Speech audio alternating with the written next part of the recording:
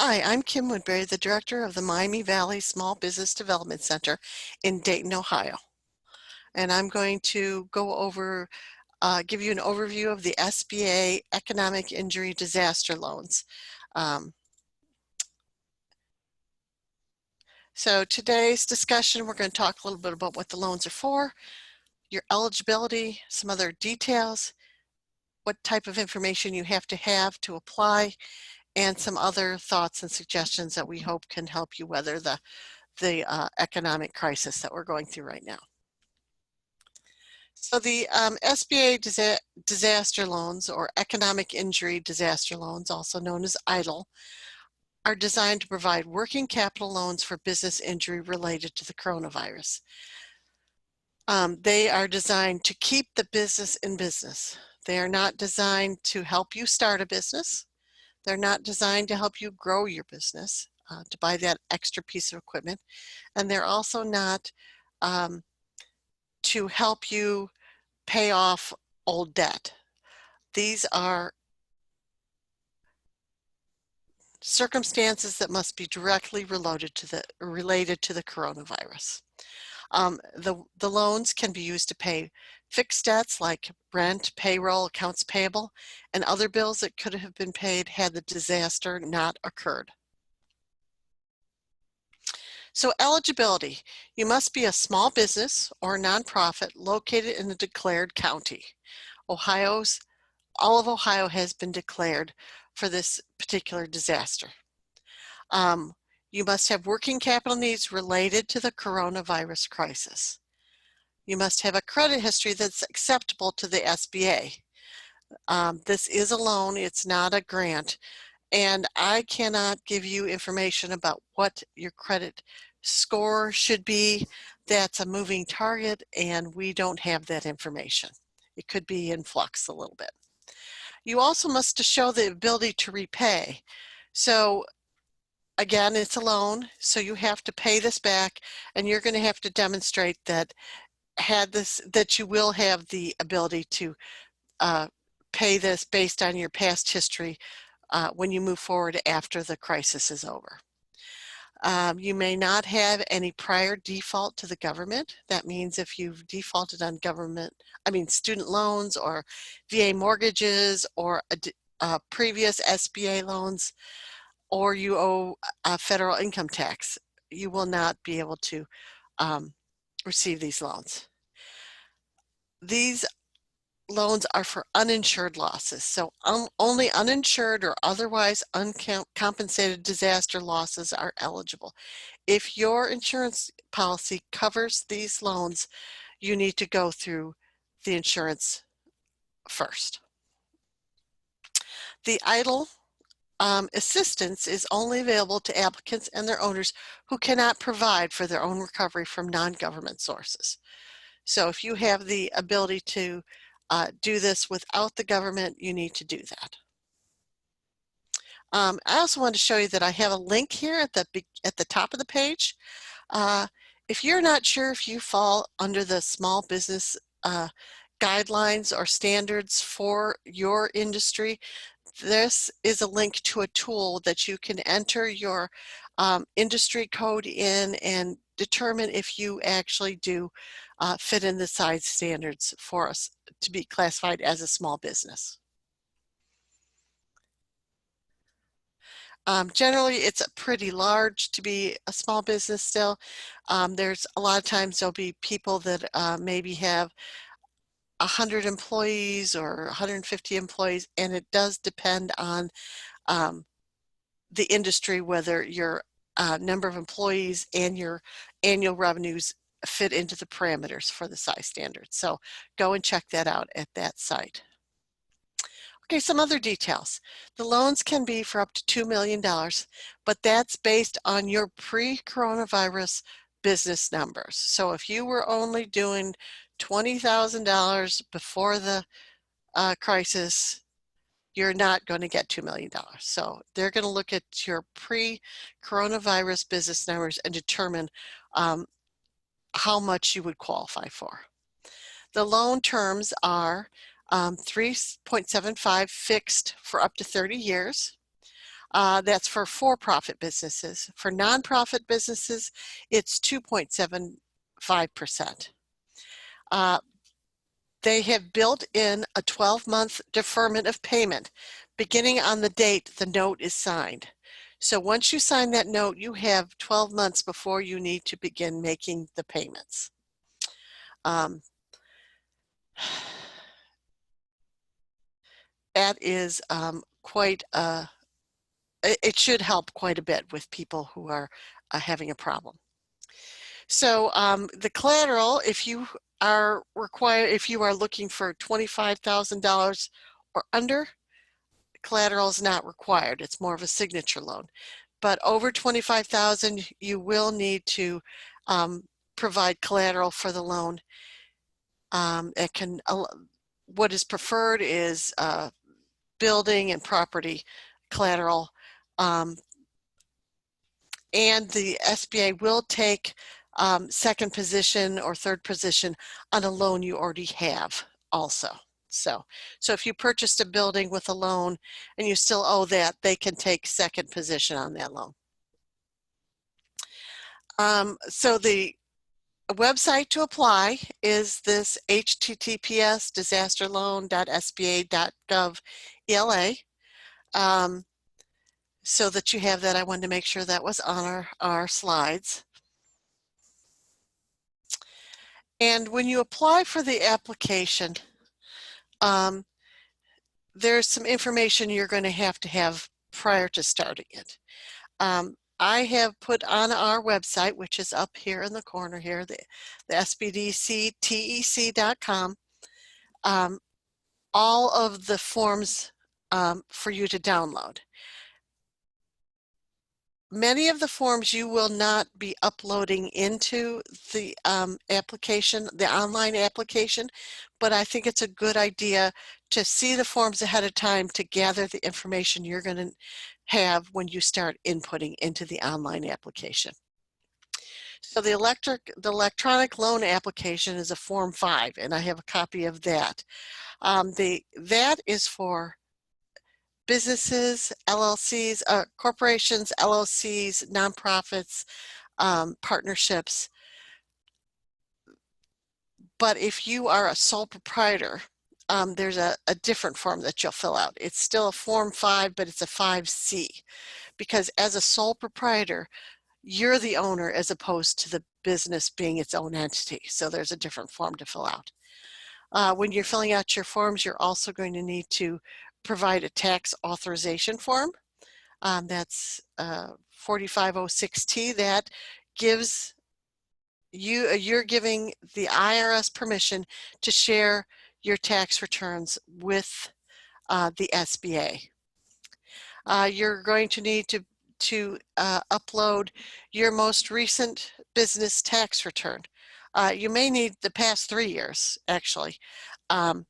And those tax returns that you upload, make sure that you have all the schedules with them as well. So you're giving them complete information.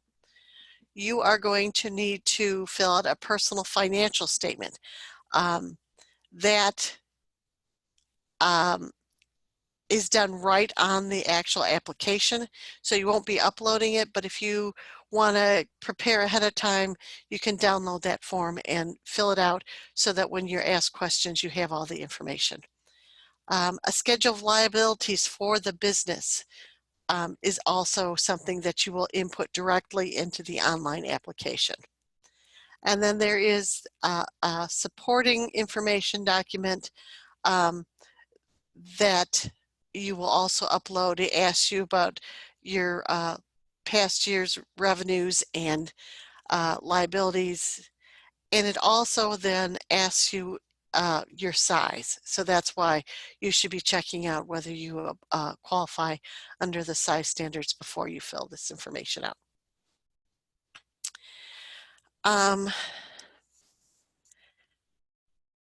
There's a lot of questions when we have done this webinar online. We've had live. We've had a lot of questions about what credit score will qualify me. Will I qualify if I have this kind of loan or this, or they ask a lot of questions very particular to about the acceptance or the loan itself being approved. We just don't know. My recommendation is, if you're not sure, I would go ahead and make the application. If you find, I mean, if you don't apply, you're not going to get the money. If you apply, you have a chance of getting the money. Also, if you are denied, you have 6 months to, they tell you why that you were denied, and you can have 6 months to resubmit and explain to them why that isn't the case. So, okay, so some more information is recheck to make sure the filing requirements that you've submitted all the information. I've spoken with the SBA numerous times in the past few days, and I was told that the biggest reason for delays in processing is because there's missing information. So make sure to complete all the filing requirements before you submit. When you fill out the application, you can save and come back if you need to, so that's fine, but don't submit until you make sure it's complete. If you need more funds, you can submit supporting documents and request an increase. So we don't know how long this crisis is going to last. If it stretches on, you can go and request more, request an increase. If you want less money, you can request a reduction. You don't have to take the money if you don't want it. So again, if the loan is denied, you have up to 6 months to submit new information and ask for reconsideration. Okay, so additional thoughts. I find that the people that are hardest hit by crises like this tend to be people who kind of curl up and don't address it. So don't let it paralyze you. Figure out what's going on, take action, assess your situation, figure out what your fixed expenses are, what's your expected shortfall, figure out how long you can stay afloat with what you have. So keep on top of your numbers. With all that information, then you can take action to make a plan and try to weather it. If you are just kind of look the other way and say, oh no, what am I going to do? That's probably not going to be in your best interest. Okay, so when you make a plan, look and see if you have any other opportunities for revenue streams to bring money into your business. I think last weekend, some of the first run movies that would have been in the theaters last weekend were released on streaming for the price a little bit more than you would pay for a ticket in the movie theater. They are trying to cut their losses, and they have those movies, so they're going to make money from them. Restaurants are upping their carryout, but they're also doing a lot more catering. So they're looking for other ways within their business to bring some more money in. Some businesses are moving some operations to selling online. That's another a potential for making money. So you're also going to want to reduce your expenses. Take a look at your payroll. No one wants to lay off people, but if it means a difference of staying in business or going out of business, you're better off to lay people off, let them get unemployment benefits, and then hire them back after you get through this. If you don't lay them off and you end up going out of business, they're not going to have a job anyway. And the Ohio Department of Unemployment has, they're still making some adjustments, but they have foregone the waiting period to get those to get that money from the unemployment. They're doing things to help the people who do get put on unemployment. So don't keep putting money into something that's only going to hurt you in the long run. Okay, and if you owe money, talk to your lender. Lenders are making loan modifications. They're deferring payments or let you skip a payment. They're doing a lot of things to help people. It's not going to do them any good if you go out of business. So they're trying really hard to help people and work with you. So make sure you take that initiative and talk to your lender. Also, same thing with your landlord. You're going to want to talk to your landlord and see if there's some way you can defer some rent. Maybe not the whole thing, because your landlord still needs to pay their bills too, but they might be able to defer payment for a while or cut the rent for a little bit.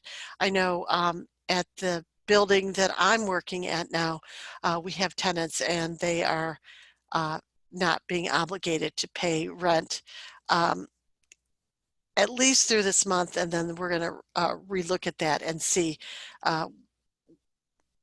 the circumstances and what's happening. So the bottom line is take action, figure out whatever way you can to reduce expenses. And I think, so I have some links here. This first one is the disaster loan application. The SBA also has some COVID-19 guidance that they update on a regular basis with some guidance and loan resources. And then we have the Job and Family Services unemployment insurance. There's some questions and they update that as well when there's a change. So make sure that you check that out if you have employees that you're thinking of laying off to. Give them that information. All right, so I think that's it. Since this is recorded, I can't answer your questions, but you can contact your local Small Business Development Center. And here's a link to the Ohio State SBDC lead center, and you can go in there and figure out what is your closest Small Business Development Center, and there's links to contact them. Thank you so much for your time. We wish you the best, and the SBDC is here to help you. Bye-bye.